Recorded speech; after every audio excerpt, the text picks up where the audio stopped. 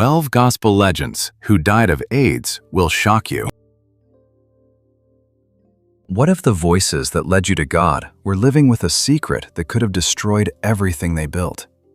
Not rumors, not gossip, documented cases, legal filings. A wife who nursed her dying husband alone for 5 years. A mother who buried her son and watched the newspapers lie about why. Men whose names appear on Grammy Awards, on church hymnals, on the Hollywood Walk of Fame. Men who shaped the sound of black gospel music for generations and died in a silence so total it became indistinguishable from shame. 12 names, 12 stories. And at least one of them will completely change how you hear gospel music forever. Before we begin, subscribe to Hidden Celebrity Stories, hit the notification bell, and drop a comment telling us, did your church ever talk about AIDS? Because the answers we've been reading are breaking our hearts. James Cleveland. He didn't just sing gospel, he engineered it.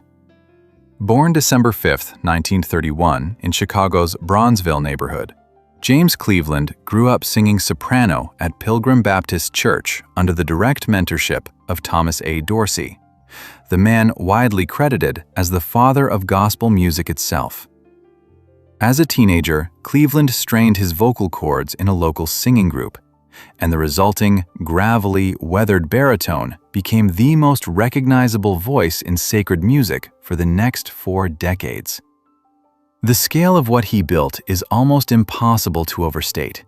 He wrote or co-wrote more than 400 songs. He appeared on over 100 recorded albums.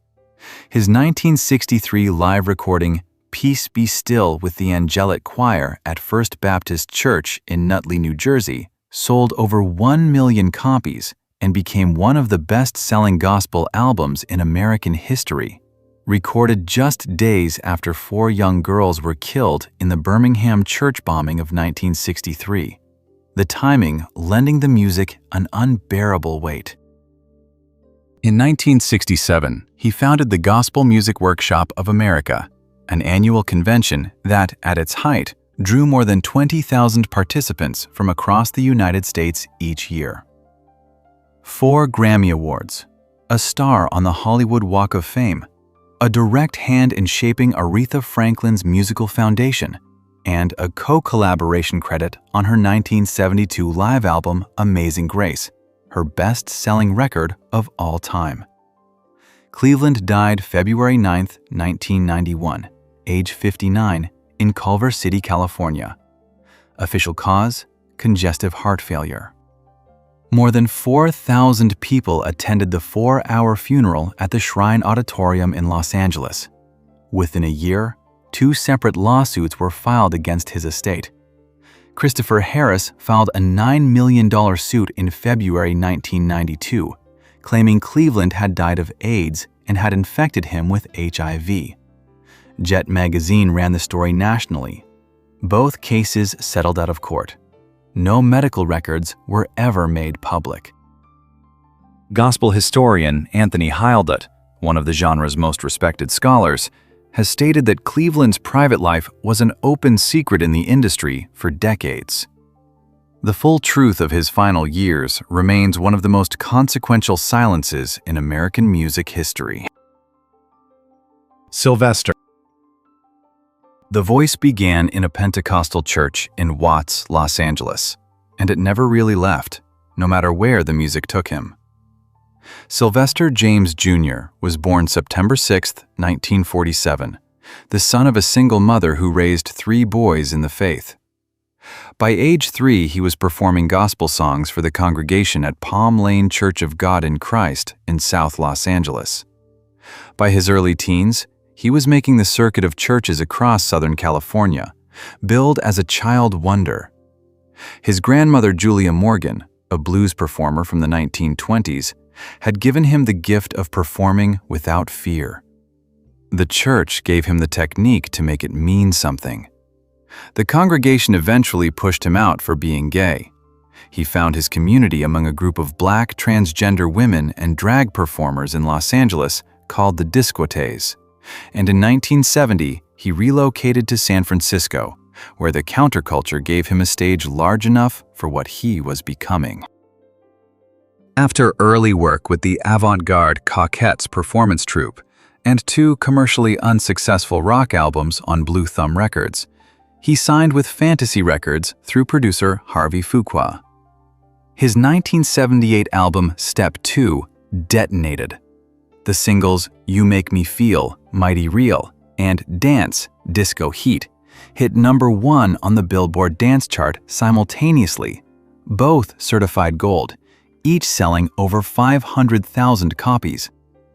In 1979, he performed before an estimated crowd of 400,000 at the San Francisco Gay Freedom Day Parade.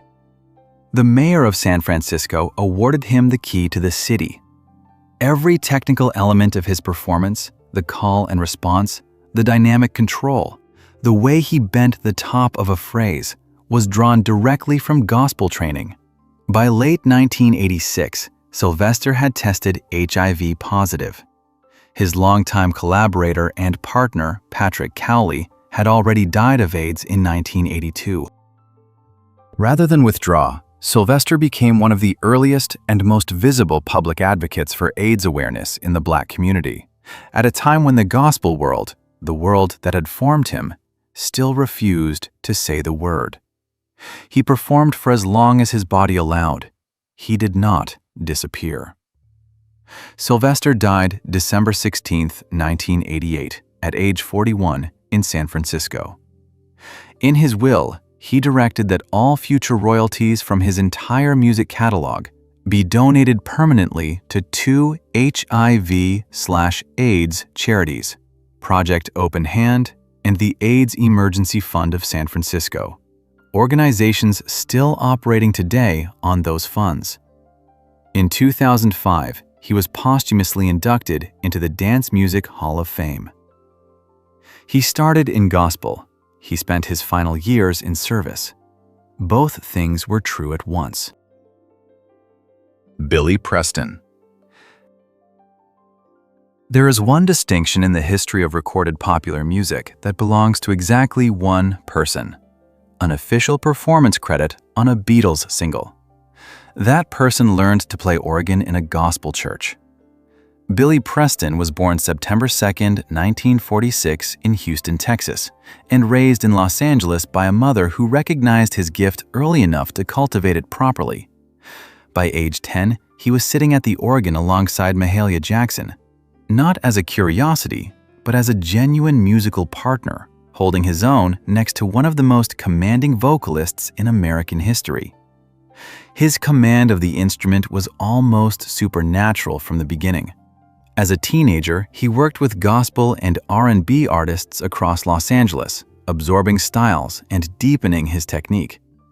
In 1962, he appeared in the film Teenage Millionaire alongside Bobby Vee. In 1965, he toured with Little Richard in Hamburg, Germany, the same Hamburg where young Beatles had spent years sharpening their own craft. 4 years later, those paths converged in the most unexpected way. During the fractured Let It Be sessions in January 1969, George Harrison personally invited Preston to join the recordings and play keyboards. His presence eased the tension inside a band that was falling apart in real time. When Get Back was released in April 1969, Preston's name appeared on the label, the only outside musician ever given an official credit on a Beatles single, earning him the permanent nickname, the Fifth Beatle. He toured with the Rolling Stones in 1973. He collaborated with Eric Clapton, Sly Stone, Aretha Franklin, and Ray Charles. His 1973 solo single, Out of Space, won the Grammy Award for Best Pop Instrumental Performance. That same year, Will It Go Round in Circles reached #1 on the Billboard Hot 100. In 1974, Nothing from Nothing hit the top spot again. Through all of it, The gospel keyboard vocabulary he built in church ran through every performance like a current. His later years brought compounding difficulty, legal troubles, substance addiction, and a health decline that began accelerating in the early 2000s. He fell into a coma in November 2005 due to kidney failure and associated respiratory complications, and never regained consciousness. Billy Preston died June 6, 2006, age 59, at St. John's Health Center in Santa Monica, California.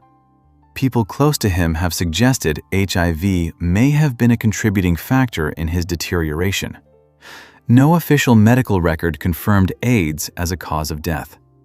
What is confirmed, documented, and permanent is a life of extraordinary musical reach, from a Houston church to the most famous recording sessions in history. Andraé Crouch. James Cleveland built the architecture. Andraé Crouch demolished the ceiling. Born July 1, 1942 in Los Angeles and raised in the San Fernando Valley community of Pacoima, California, Crouch grew up as the son of Benjamin Crouch, a lay preacher who ran a dry cleaning business and led a small church. The story his family has told repeatedly is that Andraé sat down at a piano at age 11, having never formally studied the instrument, and played. The congregation who witnessed it called it a miracle. Whether or not that framing is literal, what followed over the next 5 decades was genuinely miraculous by any measure. He formed the Disciples in the late 1960s, signed with Light Records, and began producing a body of work that would systematically dismantle every wall separating gospel from the rest of American music. His 1971 composition, My Tribute, To God Be the Glory, has been translated into more than 50 languages and recorded by artists across every Christian denomination on 6 continents. One of the most globally performed gospel compositions in history. The blood will never lose its power, soon and very soon. Through it all, and Jesus is the answer, became generational standards spanning Catholic, Baptist, Pentecostal, and non-denominational congregations simultaneously. 7 Grammy Awards, 5 Dove Awards, a star on the Hollywood Walk of Fame. He provided the gospel choir arrangement for Michael Jackson's Man in the Mirror in 1987, a track that reached #1 in the United States and became one of Jackson's most enduring recordings. He contributed to projects by Quincy Jones, Elton John, Diana Ross, and Paul Simon. He performed at the White House multiple times across different administrations. When traditional gospel gatekeepers accused him of commercializing sacred music, he answered with continued excellence and continued impact. Andraé Crouch died January 8, 2015, at age 72, following a heart attack that hospitalized him the previous week. The cause, cardiac disease, was confirmed publicly by his family, his church, and his medical team. His twin sister Sandra Crouch, his lifelong collaborator, survived him. Not one credible source connects his death to AIDS. His place in this story is structural. He helped construct the world of Black gospel in which the AIDS epidemic moved silently, invisibly, for more than a decade. He was the greatest builder the genre produced. What happened inside the walls he built is a different, darker chapter. Teddy Pendergrass. The church gave him his voice. The world gave him arenas. A single road gave him back to himself. Theodore Derice Pendergrass was born March 26, 1950, in Philadelphia, Pennsylvania. Raised in a deeply religious household where the church was not peripheral, but central.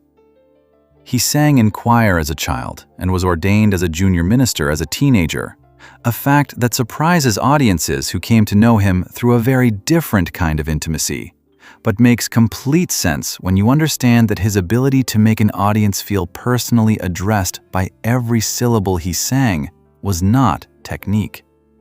It was formation.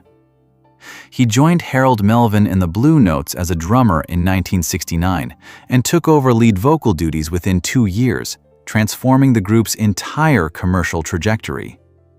If You Don't Know Me By Now in 1972, The Love I Lost in 1973, Wake Up Everybody in 1975. His baritone was a weather system, deep, pressurized, capable of extraordinary gentleness or overwhelming force within the same verse. By the time he launched his solo career with Philadelphia International Records in 1977, the momentum was unstoppable. His first 5 solo albums, released consecutively between 1977 and 1981, all achieved platinum certification. He became the first black male solo artist in history to achieve 5 consecutive platinum albums. Concerts sold out within hours. His famous women-only concerts at the Philadelphia Spectrum became cultural events. He was, by any objective measure, the dominant male voice in American soul music at the turn of the 1980s. On March 18, 1982, his Rolls-Royce left the road on Lincoln Drive in Philadelphia. The accident severed his spinal cord, leaving him paralyzed from the chest down at age 31. He spent years in rehabilitation at McGee Rehabilitation Hospital in Philadelphia. He returned to performing, appeared at Live Aid in 1985, recorded new material, and in 1998 released Truly Blessed, a gospel album of quiet, hard-won faith, full of the spiritual vocabulary from which he had originally come. It was not nostalgia, it was homecoming. Teddy Pendergrass died January 13, 2010, at age 59, from respiratory failure following complications from colon cancer. The diagnosis was publicly confirmed. No legitimate evidence supports any connection to AIDS. His story requires no addition. It is already one of the most complete narratives American music has produced. Walter Hawkins. To understand Walter Hawkins, you have to first understand what his brother Edwin did in 1969. Because without that context, the significance of what Walter built afterward is easy to underestimate. Edwin Hawkins' live recording of Oh Happy Day with the Edwin Hawkins Singers, captured at a 1967 youth choir rehearsal in Oakland and released 2 years later, sold over 1 million copies worldwide, reached number 4 on the Billboard Hot 100, and introduced black gospel music to mainstream pop audiences on a scale that had never happened before. It won a Grammy. It toured Europe. It changed the landscape permanently. Walter, born May 11, 1949 in Oakland, California, was 4 years younger than Edwin, and watching all of it happen from inside the same family, the same church, the same Oakland neighborhood. What he chose to do with that foundation was build something entirely his own. His 1975 album, Love Alive, recorded live with the Love Center Choir in Oakland, California, became a cornerstone of contemporary gospel, introducing a smoother, more orchestrated sound that retained deep spiritual weight while embracing production values that felt genuinely modern. Going Up Yonder, captured live on that recording, became one of the most performed gospel songs in American church life for the next 5 decades. Standard at funerals, celebrations, homegoings, and Sunday services across every denomination. Its reach is incalculable. Walter won multiple Grammy Awards. He founded Love Center Ministries in Oakland, which grew into a significant community institution through the 1980s and 1990s. His former wife, Tremaine Hawkins, became one of the most celebrated gospel vocalists of her generation, and their collaboration during their marriage produced some of the most significant recordings of the era. He trained and mentored numerous artists who shaped the generation that followed.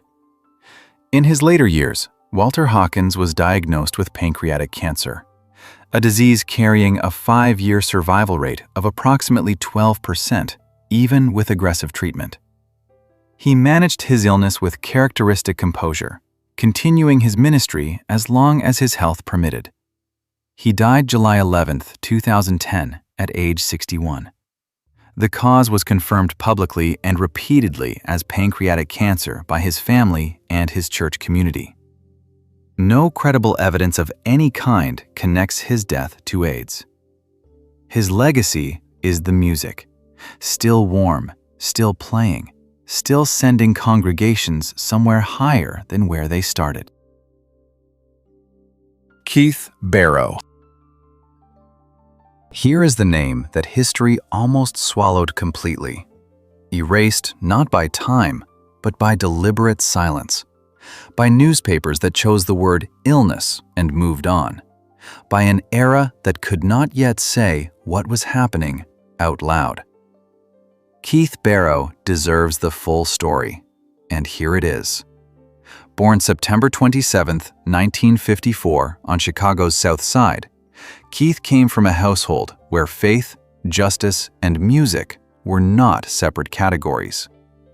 His mother was Reverend Willie Taplin Barrow, civil rights activist, executive director of Operation Push alongside Reverend Jesse Jackson, and the woman who would later serve as godmother to Barack Obama.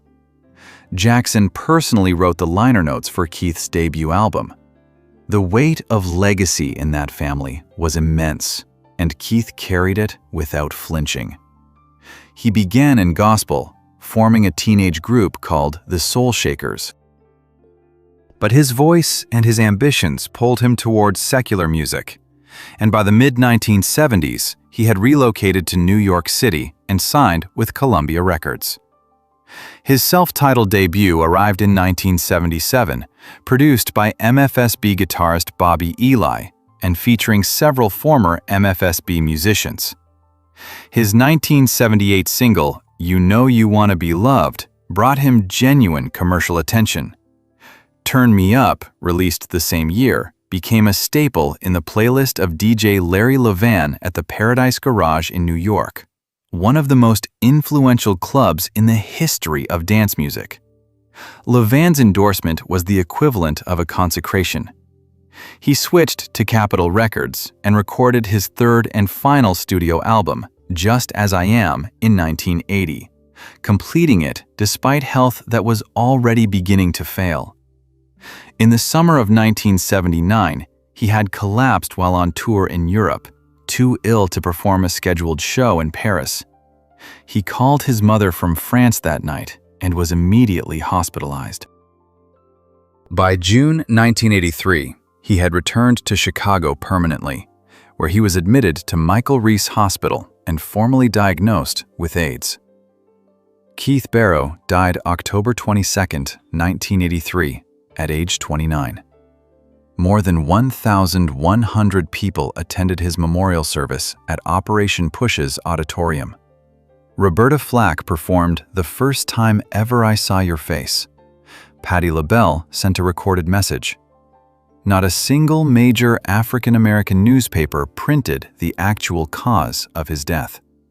The silence was coordinated and complete. Keith Barrow was among the very first documented AIDS fatalities in Black American popular music. He was 29.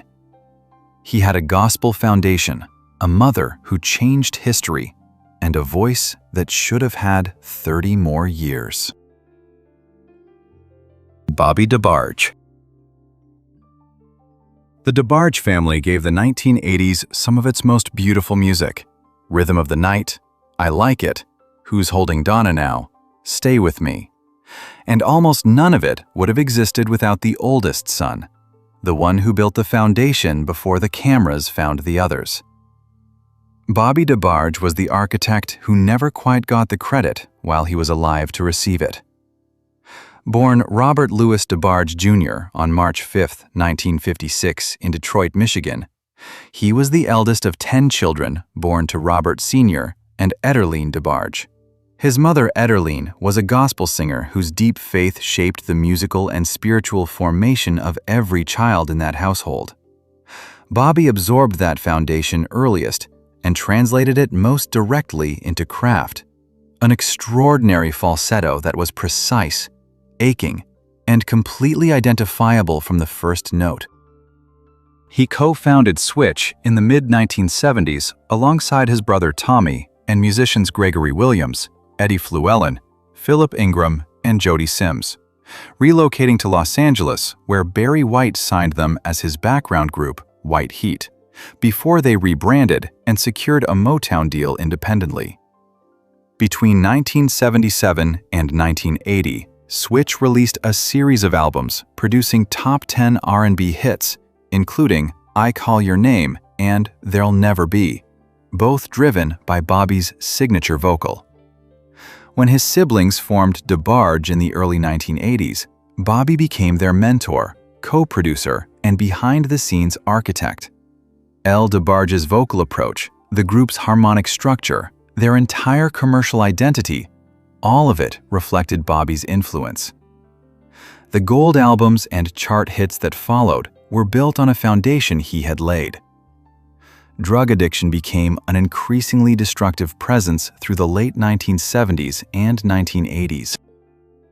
A federal drug trafficking charge in 1988 resulted in a conviction and 4 years of imprisonment at the Federal Correctional Institution in Milan, Michigan. Before sentencing, Bobby quietly disclosed to his family that he had contracted HIV. Released in 1993, he attempted a genuine comeback, recording It's Not Over, an album released on A&E Records in August 1995, whose title carried an unintentional and devastating irony. He died in Grand Rapids, Michigan on August 16, 1995, at age 39, from AIDS-related complications in a hospice where his family had gathered. TV One broadcast a full biographical documentary on his life in 2019 as part of their Unsung series, one of the most watched episodes in the program's history. Bobby DeBarge started in gospel. He built a dynasty. He died in a hospice at 39, largely unknown to the audiences who danced to the music he made possible. Dr. Donald Curlin. Not every person in this story performed for thousands. Some changed the world in a single room, one family at a time, and the truth of their lives mattered just as much, perhaps more, for being so ordinary and so hidden. Donald Ray Curlin was born June 24, 1959, in Cadiz, Kentucky, a small city in Trigg County in the western part of the state. He became an ordained Pentecostal minister, eventually relocating to Sacramento, California, where he co-founded and co-pastored This is Pentecost Fellowship Ministries alongside his wife, Tamara Bennett. To their congregation and to the Sacramento ministry community, they represented something worth believing in. A young couple building something from nothing, living what they preached, serving the people who came through their doors. Tamara has described the last 5 years of their 13-year marriage as a period of gradual, inexplicable change. Her husband was withdrawing. His health was declining in ways she couldn't name. One evening, she called 911. In the emergency room, a physician placed an X-ray on the board and spoke without softening it. "This is AIDS." Tamara told him he had the wrong patient. He left the room and double-checked. He returned. He had the right one. Dr. Curlin told his wife quietly that he had never been unfaithful, that whatever had happened was from before their marriage. He refused antiretroviral medication, which at the time would have required taking approximately 30 pills daily. Tamara cared for him at home through progressive neurological deterioration, through recurring seizures, through the dementia that eventually took his ability to recognize the days of the week. She dressed him, brought him to church, kept her vows without exception or resentment. He died on June 15, 2000, at age 40. His official death certificate listed the cause as natural causes. It was years later that Tamara remarried to Elder Quentin Bennett, raising 4 children and confirmed HIV negative throughout, released a documentary called Journeys of Faith, in which she publicly named what had happened for the first time. She framed it not as exposure, but as witness, evidence of God's faithfulness through the most private kind of suffering. Her disclosure opened conversations in Black Pentecostal communities that had been sealed for years. Dr. Donald Curlin never recorded an album or sold out a stadium, but the truth of his life, kept by a woman who refused to let it disappear, has reached more people than most gospel songs ever will. Archbishop Carl Bean. He was a gospel singer who became something the gospel world had never officially made room for: a Black, openly gay, HIV-positive archbishop who built one of the most consequential HIV/AIDS organizations in American history from the ground up, in a decade when the church would rather have pretended none of it was happening. Carl Bean was born December 26, 1944 in Baltimore, Maryland, and raised in foster care in Connecticut following his parents' separation. He found the church as a teenager and found his voice inside it with a speed that suggested he had always known it was there. Through the 1960s, he performed professionally with some of the most significant ensembles in gospel music: the Gospel Wonders, the Gospel Chimes, and the Alex Bradford Singers, whose director, Alex Bradford, was one of the most flamboyant and influential figures in the entire history of sacred music. Bean absorbed everything: the technique, the showmanship, the understanding that gospel performance was not separate from gospel truth.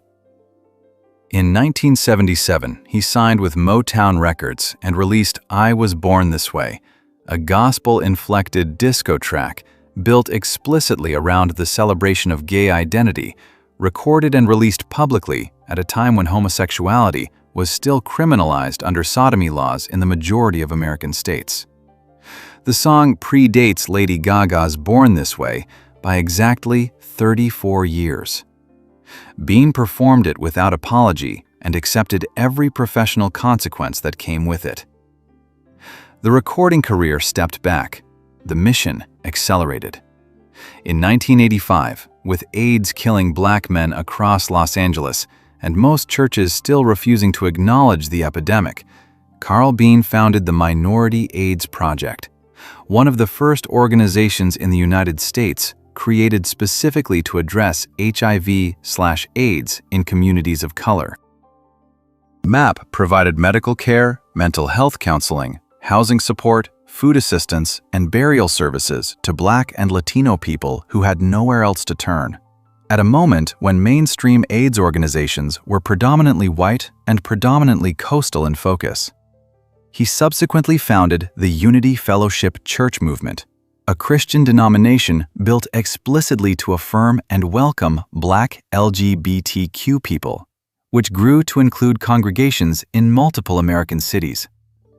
He lived openly with HIV for years, treating his own diagnosis as a public teaching instrument in a community where that transparency required courage of a very specific and costly kind.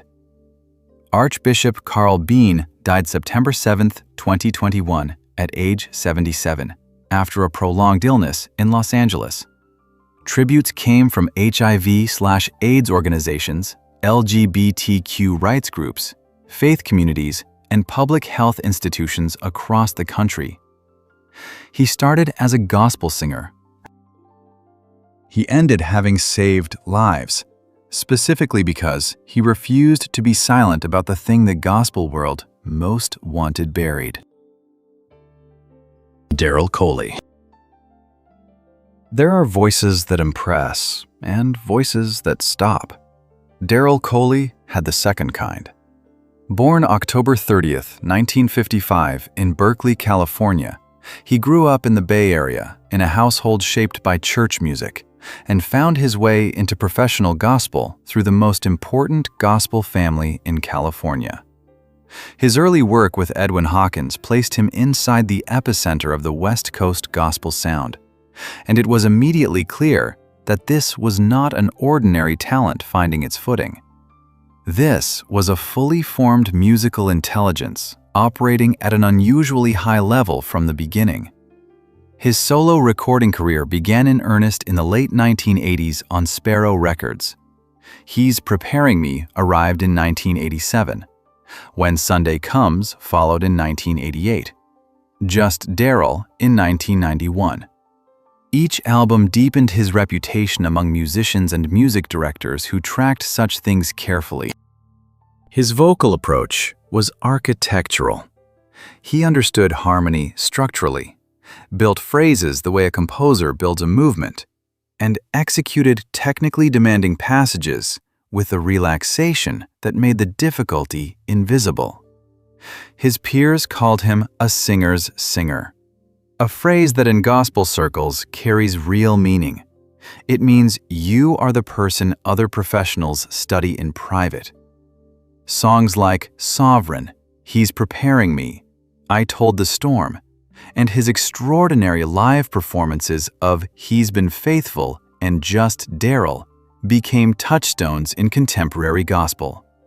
Kirk Franklin, Hezekiah Walker, Donald Lawrence, and numerous other significant artists have cited Coley as a foundational influence on their understanding of what the genre was capable of producing.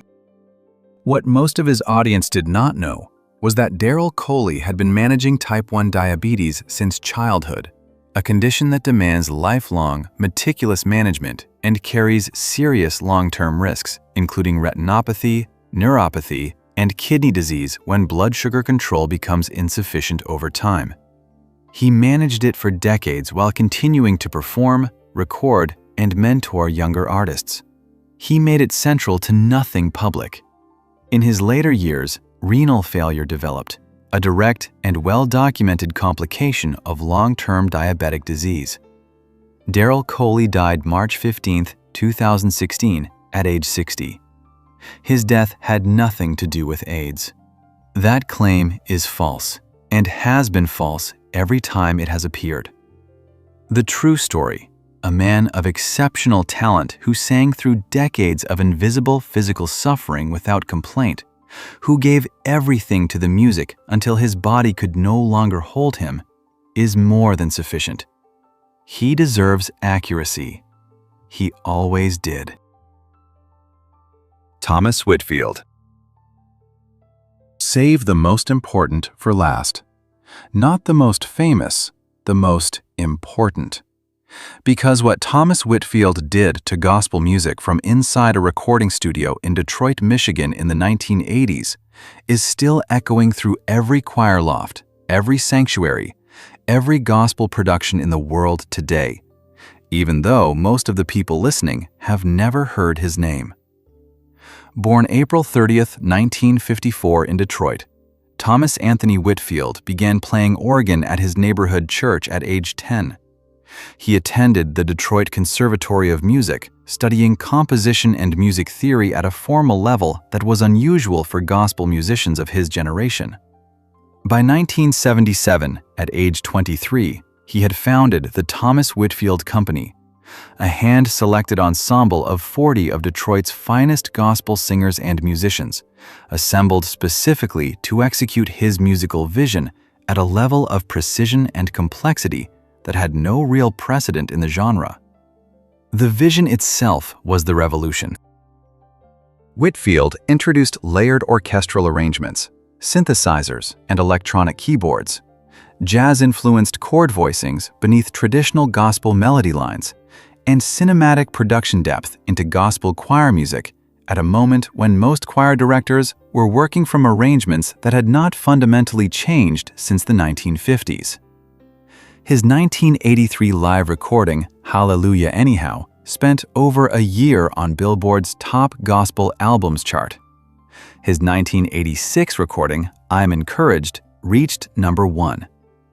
Over his career, he received 3 Grammy nominations, remarkable for an artist whose work was almost entirely rooted in traditional sacred contexts. His production credits extended far beyond his own recordings. He produced Vanessa Bell Armstrong's debut album, Peace Be Still, in 1984, now recognized as one of the greatest gospel albums ever recorded.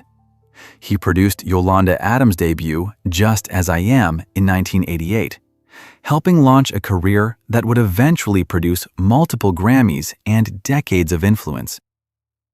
He served as musical director and arranger for Aretha Franklin's Grammy-winning live gospel album, One Lord, One Faith, One Baptism, in 1987, handling the most complex orchestral and choral sequences on a recording that won the Grammy Award for Best Soul Gospel Performance, Female, that year.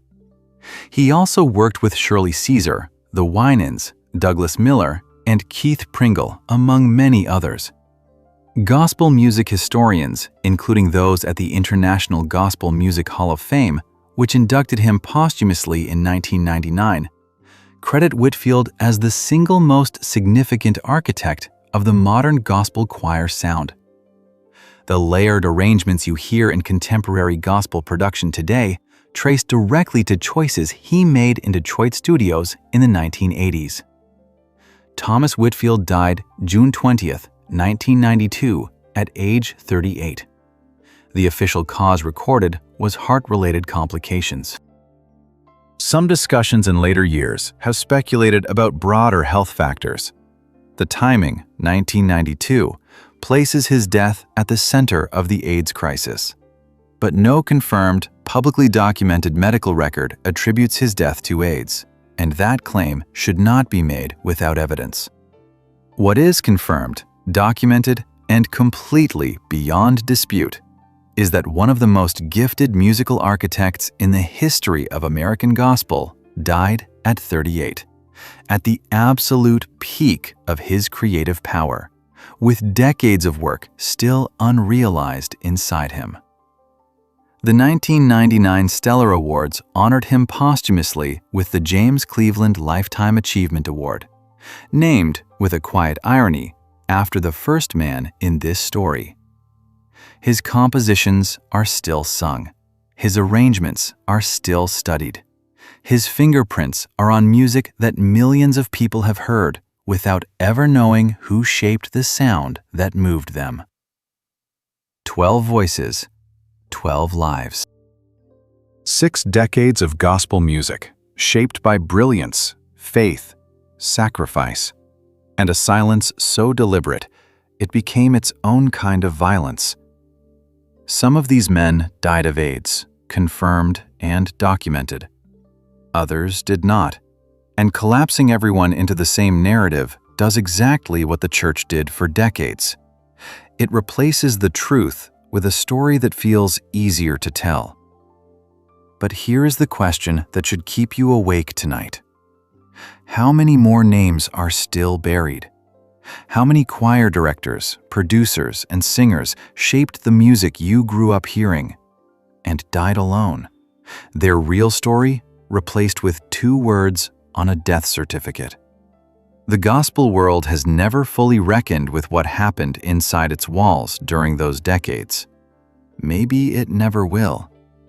Or maybe that conversation starts right here, right now, in the comments below.